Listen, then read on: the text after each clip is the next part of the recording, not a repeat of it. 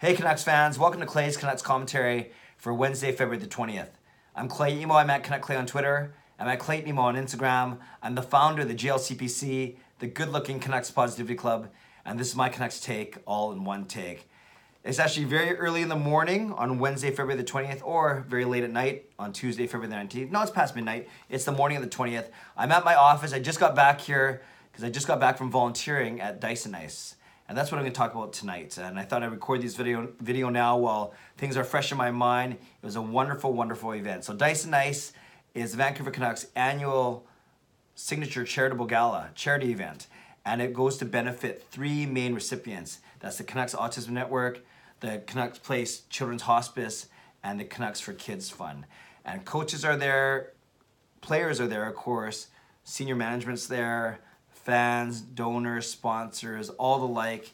They're a big fundraising event. Last year they raised $800,000 for those three charities. I'm not sure how much they raised this year. I know they were aiming for $1 million. Not entirely sure if they got to that, but it was a wonderful, wonderful event.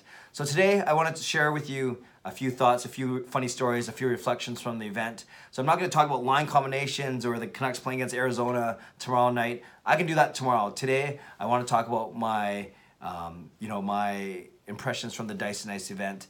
And it's not to make anyone jealous or envious. Rather, I hope you're happy for me and living vicariously through me through some tweets that I did.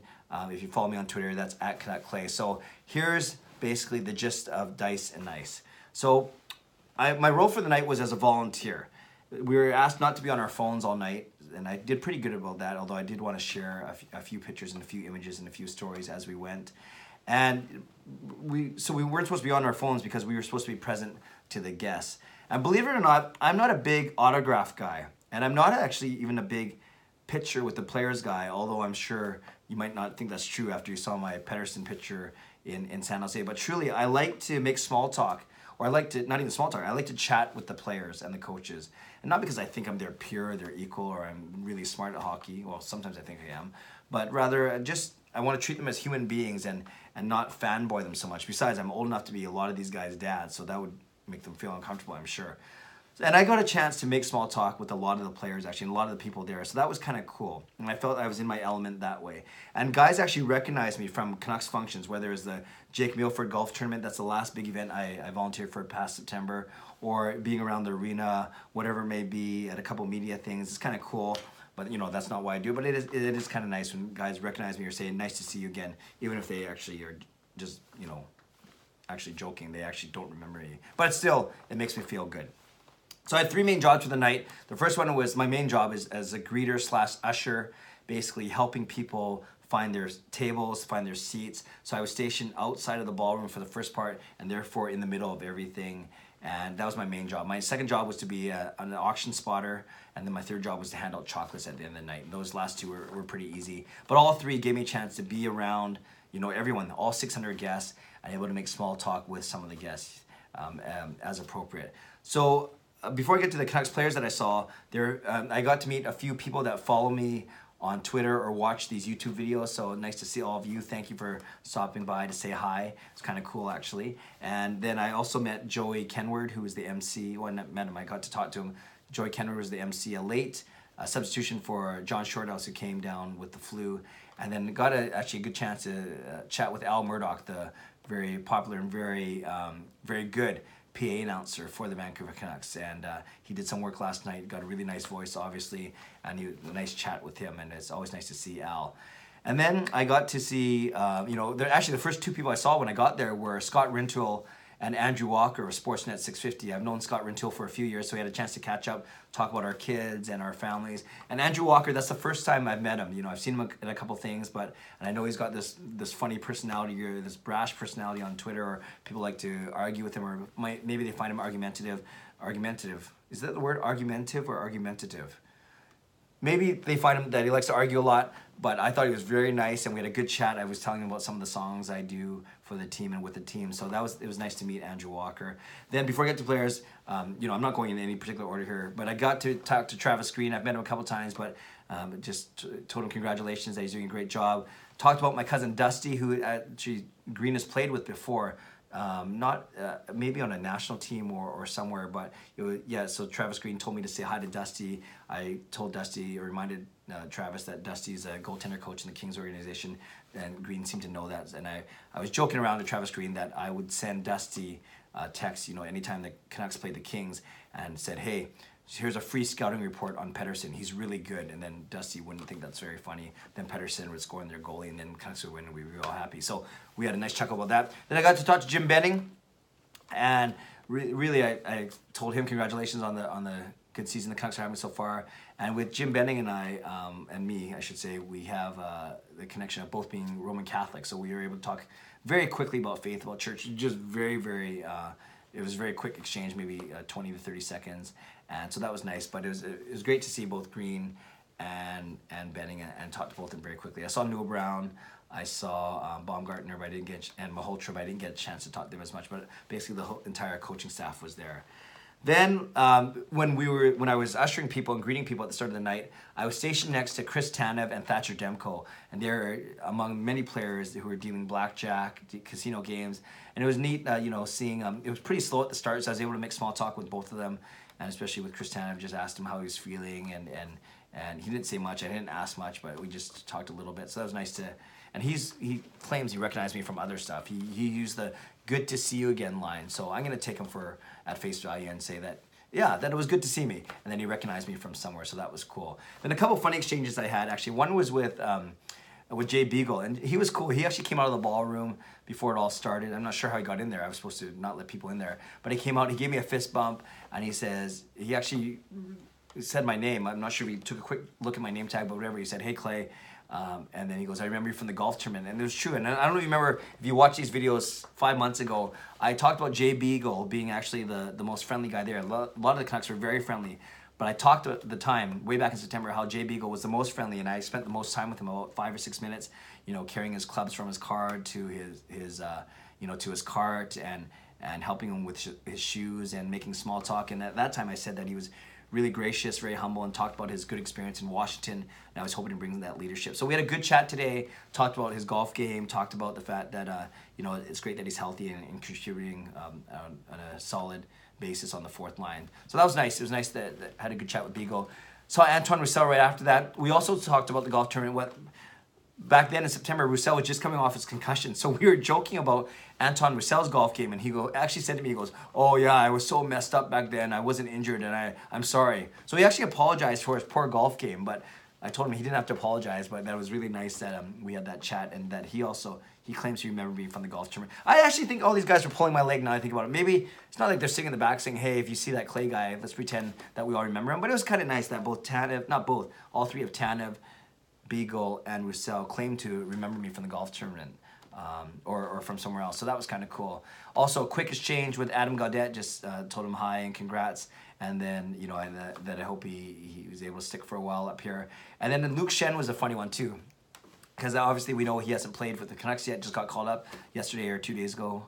And then he might not even play on Thursday. Maybe Sotner plays ahead of him. I doubt it, actually. Or maybe Edler comes back, which I'm not so sure. Regardless, I had a good chat with Luke Shen, and I basically said, excited that you're here. I hope it works out for you here. And he said, thank you. And I said, have a good night and have a good, good luck on Thursday if you play. And he shook my hand and he goes, thank you, sir. And it was kind of cool that he called me sir. I think he's just a very polite guy. And a couple of you, when I shared the story on Twitter, were saying, yeah, that he is a good guy, really nice guy, and that you're hoping for the best for him. So that was cool that I saw Luke Shannon. Just checking my notes here. I made a quick. Oh yeah, and a couple other things I want to talk about. So those were my exchanges, my encounters with players. Actually speaking to them, that was basically Tanev, Demko, Gaudette, Beagle, Roussel, and Luke Shen at the end there. So that was nice. Then a couple of things I want to tell you about too. And I tweeted about this last night. Found it very interesting. The Canucks seem to be positioning Jacob Markstrom, the goaltender, as the number 4 guy. And when I say the number 4 guy, not the number 4 goalie, obviously, but the number 4 guy overall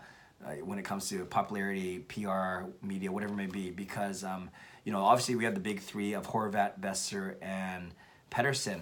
But 2 things that really stood out to me. One of them was the photo booth at the start of the night. And the Canucks tweeted about this. It was kind of funny. So Brock and Pettersson were on one photo booth, and right next to them were Markstrom and Horvat.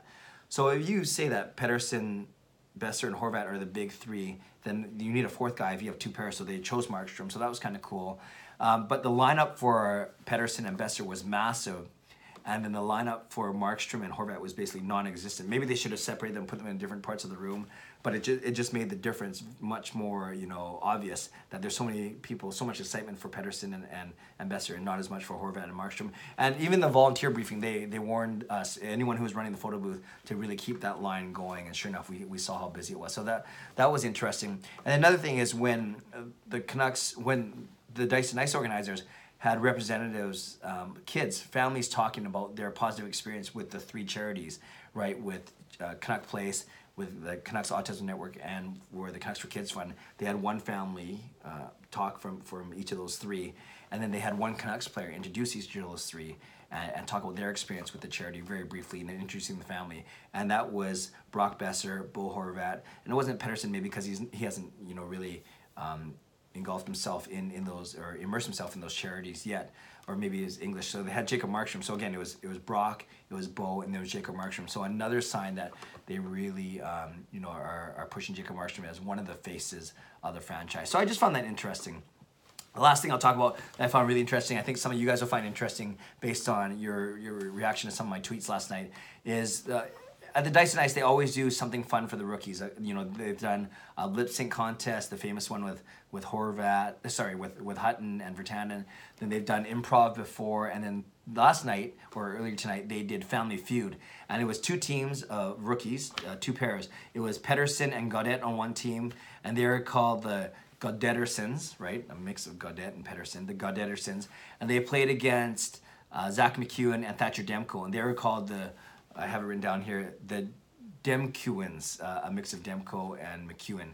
So it was the Gaudettersons versus the Demkewins. And it was a funny game of Family Feud. And the very first question was, what's one thing that women will say guys are bad at? So it's typical things like, shopping or cooking, whatever. And what was really funny is Pettersson, I think he was stunned, or maybe he was nervous, or maybe he was trying to be funny, but he kept repeating his answer. So maybe he said cooking the first time, and then it would come back to him after it went to Gaudette, and he would say cooking again. So the game show host kind of had to explain the rules of Family Feud. So that was kind of funny. Also, a quick note about the game show host. I think he was an improv guy or something, but he didn't know any of the Canucks players or their names, was mispronouncing them or didn't pronounce them, only used their first name. So sometimes it was funny because he was a good comedian or good actor, good improviser, but other times it felt downright uncomfortable, and I felt in a couple places that I could have done a better job, just from a standpoint of, I like to talk. I've never met a microphone that I didn't like, and at least I know how to pronounce, or I know who the players are, but whatever. So, but back to Pettersson. He was really funny because he kept repeating himself.